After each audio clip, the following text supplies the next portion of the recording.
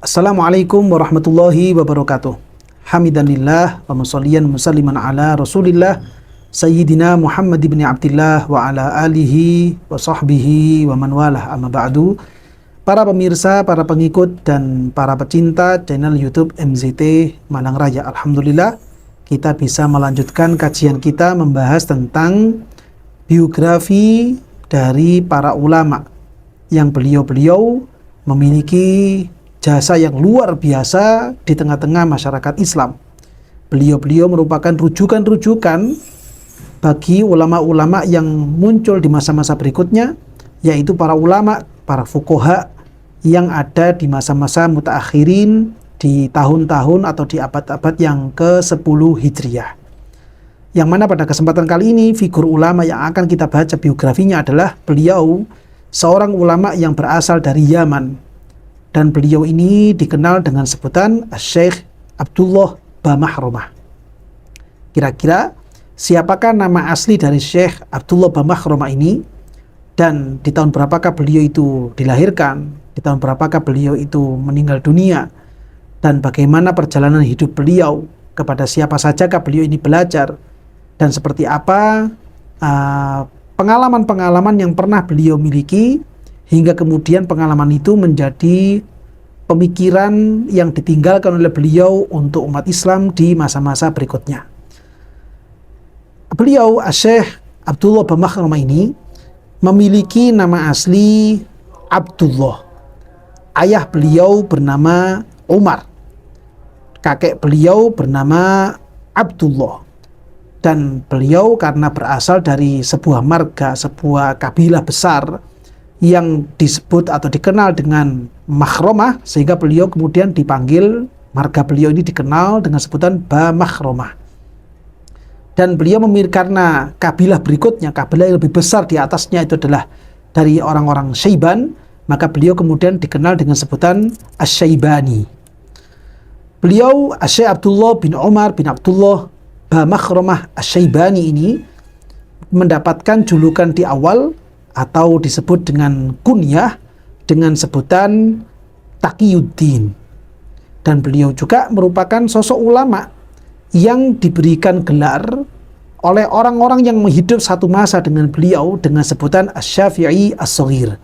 Sehingga di waktu-waktu itu rujukan ulama di dalam mazhab Imam Syafi'i dikenal atau diberikan julukan dengan sebutan Asy-Syafi'i As-Shaghir. Dan kebetulan di waktu itu untuk ulama-ulama yang ada di daerah Mesir, beliau yang muncul dari situ dan mendapatkan gelar ini adalah Al-Imam Romli Shaghir, yang kemudian beliau juga diberikan julukan sebagai Asy-Syafi'i As-Shaghir. Namun untuk di daerah Hijaz, seperti daerah Yaman, daerah Mekah, Madinah, hingga ke utara, sosok figur yang mendapatkan julukan Asy-Syafi'i As-Shaghir adalah beliau Syekh Abdullah Bamahramah ini. Al-Imam Syekh Abdullah Bamahramah, beliau merupakan ulama kelahiran tahun 907 Hijriah. Sehingga kalau dari sini kita bisa tahu bahwa beliau lebih sepuh dibandingkan Syekh Ibnu Hajar Al-Haytami dengan selisih usia kelahiran 2 tahun. Beliau, Syekh Abdullah Bamahramah, dilahirkan pada tahun 907 Hijriah, sedangkan Syekh Ibnu Hajar Al-Haytami dilahirkan pada tahun 909 Hijriah. Dan beliau, Syekh Abdullah Bamahramah ini, meninggal dunia pada tahun 972 Hijriah. Artinya beliau itu meninggal dunia pada paruh kedua dari abad ke-10 Hijriah. Dan total dari usia beliau adalah 65 tahun. Sehingga dari situ kita bisa tahu lebih mendalam lagi bahwa saat-saat itu memang di dunia Islam ini untuk para fuqaha dari kalangan mazhab Imam Syafi'i di hari itu muncul bersamaan. Di waktu itu muncul ulama-ulama fuqaha dari kalangan mazhab Syafi'i. Di situ ada Al-Imam Romli Kabir. Dan di situ juga ada guru beliau yaitu Al-Imam Zakaria Al-Ansari. Di situ juga ada Syekh Al-Imam Muhammad bin Muhammad Al-Khatib Asy-Syirbini. Dan di situ juga ada Al-Imam Romli Shaghir. Dan di situ juga ada Al-Imam Ibnu Hajar Al-Haytami.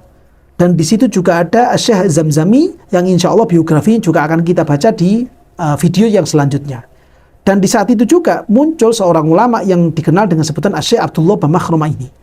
Sehingga saat itu beliau-beliau semuanya merupakan ulama-ulama yang memiliki pengaruh luar biasa, terutama di dalam bidang ilmu fikih versi mazhab al-Imam Syafi'i. Perdebatan dan juga perbedaan rumusan hukum antara Imam Romli Kabir, Imam Romli Shaghir, Al-Imam Khatib Asy-Syarbini, kemudian juga dengan Al-Imam Ibnu Hajar Al-Haytami, demikian juga Al-Imam Ibnu Ziyad, demikian juga dengan beliau ini Syekh Abdullah bin Makhrumah ini, saat-saat itu betul-betul sangat kental sekali dan dikenal luas oleh masyarakat Islam yang ada di Timur Tengah saat itu. Beliau-beliau semuanya betul-betul memberikan warna dan ciri khas yang tersendiri di tengah-tengah para santri masyarakat Islam yang bermadzhabkan Al-Imam Syafi'i. Bagaimana buah pemikiran beliau-beliau ini betul-betul memiliki pengaruh yang luar biasa karena perdebatan, diskusi antara satu dengan yang lainnya, antara Al-Imam Ibnu Hajar Al-Haytami dengan Imam Romli Shaghir, antara Imam Ibnu Hajar Al-Haytami dengan Al-Imam Az-Zamzami, antara Imam Ibnu Hajar Al-Haytami dengan Al-Imam Khatib Asy-Syarbini, antara Imam Romli dengan Al-Imam Ibnu Ziyad, antara Imam Romli dengan Syekh Abdullah bin Makhrumah, antara Imam Ibnu Hajar Al-Haytami dengan Syekh Az-Zamzami. Saat-saat itu betul-betul sangat terjadi dengan intens, terjadi secara masif, sehingga para santri di hari itu yang hidup di kota Mekah, santri-santri yang hidup di daerah Madinah, santri-santri yang hidup di daerah Zabid, santri-santri yang hidup di daerah Taiz, santri-santri yang hidup di daerah Mesir, mereka semuanya sudah tidak asing lagi dengan perbedaan-perbedaan pendapat, perbedaan-perbedaan rumusan antara ulama-ulama seperti beliau semuanya ini. Sehingga para santri pun juga ikut termotivasi. Para santri pun semakin juga ikut terbuka pikirannya untuk semakin giat, untuk semakin semangat untuk mendalami bagaimana pola dan ciri khas dari mazhab al-Imam Syafi'i. Baik itu dari sisi dalilnya, dari sisi taklilnya, dari sisi mudroknya, dari sisi masalikul ilahnya, dan seterusnya. Hari itu, di hari-hari tersebut, perkembangan mazhab Imam Syafi'i begitu kental sekali. Dengan munculnya kitab Tuhfatul Muhtaj, munculnya kitab Nihayatul Muhtaj, munculnya kitab Mughnil Muhtaj, dengan beberapa syarah-syarah minhaj yang lainnya, dan kemudian itu dibantah, diiktirad, disanggah oleh ulama-ulama yang lain, oleh Imam Ibnu Ziyad, oleh Syekh Abdullah bin Makhrumah, oleh Syekh Az-Zamzami, dan seterusnya. Hari-hari itu betul-betul terjadi dan disaksikan oleh ratusan bahkan ribuan santri-santri yang ada di daerah Timur Tengah saat-saat itu. Beliau Syekh Abdullah bin Umar bin Makhrumah, awal mulanya beliau ini belajar kepada ayahanda beliau sendiri, yaitu di daerah Syihir. Karena saat itu beliau memang ulama kelahiran daerah Syihir, yang mana Syihir ini merupakan sebuah daerah, sebuah kota yang ada di provinsi Hadramut. Beliau belajar kepada ayahanda beliau sendiri, yaitu Syekh Umar bin Makhrumah. Lalu kemudian setelah itu beliau juga belajar kepada paman beliau, yang memang saat itu paman beliau ini menjadi seorang qadhi untuk daerah Hadramut, yaitu paman beliau bernama Syekh Thayyib bin Abdullah bin Makhrumah. Setelah beliau menyelesaikan pendidikannya yang ada di daerah Syihir, beliau kemudian berpindah kepada para ulama yang ada di daerah Zabid. Di hari-hari itu di Zabid ini sedang muncul ulama yang begitu besar namanya, yaitu adalah Syekh Abdurrahman bin Muhammad Ad-Dibai, penulis kitab Maulid Diba. Beliau belajar langsung kepada Syekh Abdurrahman Ad-Dibai ini, mengambil riwayat-riwayat hadis dari beliau, hingga kemudian setelah usai belajar di situ, beliau berpindah ke kota Aden, beliau berpindah ke kota Taiz, beliau berpindah ke kota Mekah, beliau berpindah ke kota Madinah demi untuk melanjutkan pendidikan dan pembelajaran tentang agama Islam. Dan memang seperti itulah kebiasaan para ulama-ulama terdahulu. Beliau-beliau ini akan terus mencari guru. Setelah usai dari satu guru, maka mereka tidak akan merasa puas dengan keberadaan pembelajaran atau didikan dari satu guru ini. Beliau akan berpindah untuk mencari guru berikutnya di daerah-daerah berikutnya, di daerah yang lainnya. Terus seperti itu beliau-beliau berkelana, merantau satu daerah ke daerah yang lainnya, baik itu dari lintas kota, lintas provinsi, atau lintas negara, demi untuk bisa mendapatkan ilmu yang mana ilmu ini merupakan warisan dari Gusti Kanjeng Nabi Muhammad Sallallahu Alaihi Wasallam. Dan dikisahkan beliau ini juga pernah belajar kepada Asy-Syaikh Al-Alama Ahmad At-Tonbadawi. Barangkali di antara kita yang biasa membaca kitab Fathul Mu'in, di situ Asy-Syaikh Al-Malibari sering menyebutkan nama nukilan dari seorang ulama yang dikenal dengan sebutan Asy-Syaikh At-Tonbadawi. Yang mana Asy-Syaikh At-Tonbadawi ini merupakan seorang ulama yang ada di daerah Zabid di kala itu. Dan beliau Asy-Syaikh Abdullah bin Makhrumah ini merupakan salah satu santri dari Asy-Syaikh At-Tonbadawi. Demikian juga seperti biografi ulama yang kemarin kita bahas, yaitu Syekh Ibnu Ziyad. Beliau juga merupakan salah satu santri dari Syekh At-Tonbadawi. Beliau kemudian ketika berada di daerah Mekah, disitulah kemudian beliau ini berjumpa dan sering berdiskusi dengan Al-Imam Syekh Ibnu Hajar Al-Haytami. Di hari-hari itu, saat itu Syekh Abdullah bin Makhrumah ini masuk pada usia 40 tahun ke atas. Sejak dari usia 40 tahun, 41 tahun, 42 tahun, beliau sering melakukan diskusi dengan Syekh Ibnu Hajar Al-Haytami. Baik itu entah itu mendukung pendapatnya, rumusannya Imam Ibnu Hajar, atau menyanggah rumusan-rumusan yang dimunculkan oleh Al-Imam Ibnu Hajar. Dari pengalaman ini, Syekh Abdullah bin Makhrumah kemudian memunculkan sebuah karya tulis. Yang mana karya tulis beliau ini kemudian dikenal dengan sebutan Nukatun ala Syarhil Minhaj lil Haytami. Artinya kitab nukat yang ditulis oleh Syekh Abdullah bin Makhrumah ini berisi tentang sanggahan-sanggahan atau iktirad-iktirad atau ketidaksetujuan terhadap beberapa rumusan-rumusan yang dimunculkan oleh Syekh Ibnu Hajar Al-Haytami di dalam kitab beliau yang berjudul Tuhfatul Muhtaj. Sehingga kitab nukat yang dimunculkan oleh Syekh Abdullah bin Makhrumah ini merupakan sebuah rujukan yang sangat penting sekali ketika kita ingin memahami bagaimana isi kandungan rumusan-rumusan yang ada di dalam kitab Tuhfatul Muhtaj. Dan saat itu, ketika Syekh Abdullah bin Makhrumah ini sering berdiskusi dengan Syekh Ibnu Hajar Al-Haytami, beliau Syekh Ibnu Hajar Al-Haytami memberikan komentar tentang profil atau karakter yang ada pada Syekh Abdullah bin Makhrumah. Beliau mengatakan bahwa beliau Syekh Abdullah bin Makhrumah ini merupakan ulama yang betul-betul berilmu dalam di dalam mazhab Al-Imam Syafi'i. Hampir-hampir saja Syekh Abdullah bin Makhrumah ini menjadi seorang mujaddid di abad yang ke-10 Hijriah. Sehingga sebagaimana yang telah kita bahas pada video sebelumnya, beberapa ulama di masa itu mengakui bahwa mujaddid atau pembaharu agama Islam, pembaharu tentang fikih mazhab Al-Imam Syafi'i di masa itu adalah Al-Imam Romli Shaghir. Sebagian ulama yang lain mengatakan bahwa mujaddid di masa itu adalah Al-Imam Ibnu Hajar Al-Haytami, dan sebagian yang lain mengatakan bahwa mujaddid atau pembaharu fikih mazhab Imam Syafi'i di masa itu adalah beliau Syekh Abdullah bin Makhrumah ini. Di antaranya juga beliau mengatakan bahwa Syekh Abdullah bin Makhrumah ini merupakan seorang ulama yang masuk pada kelas-kelasnya mujtahid. Sehingga pengakuan ini bukan sekedar omong kosong yang dimunculkan oleh Syekh Ibnu Hajar saja.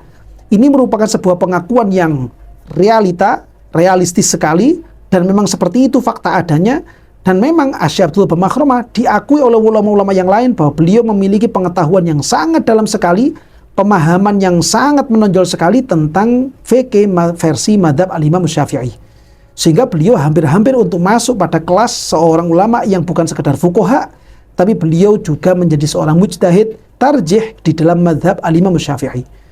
Dari karakteristik Syekh Abdullah bin Makhrumah yang seperti ini, sehingga kemudian beliau ini sering diambil rujukan, sering diambil rumusannya sebagai rujukan, terutama ketika beliau ini mengumpulkan fatwa-fatwanya, yang kemudian fatwa beliau ini dikenal dengan sebutan Al-Fatawa Al-Kubra. Sehingga kalau kita sekarang membaca kitab literasi versi madhab Imam Syafi'i yang dimunculkan ulama-ulama di setelah masa-masa beliau, lalu kemudian kita membaca di situ ada rujukan berasal dari fatwanya Syekh Abdullah bin Makhrumah, maka yang dimaksud adalah Fatawa Kubro yang pernah dimunculkan oleh beliau Syekh Abdullah bin Makhrumah.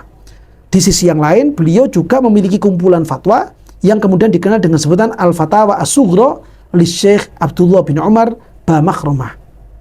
Para ulama di masa-masa berikutnya ketika memandang bahwa kumpulan fatwa beliau ini merupakan hal yang sangat penting sekali, sehingga banyak sekali ulama-ulama yang meringkas hasil fatwa yang dimunculkan oleh Syekh Abdullah bin Makhrumah, sehingga banyak bermunculan kitab mukhtasar dari fatwa-fatwanya Syekh Abdullah bin Makhrumah ini.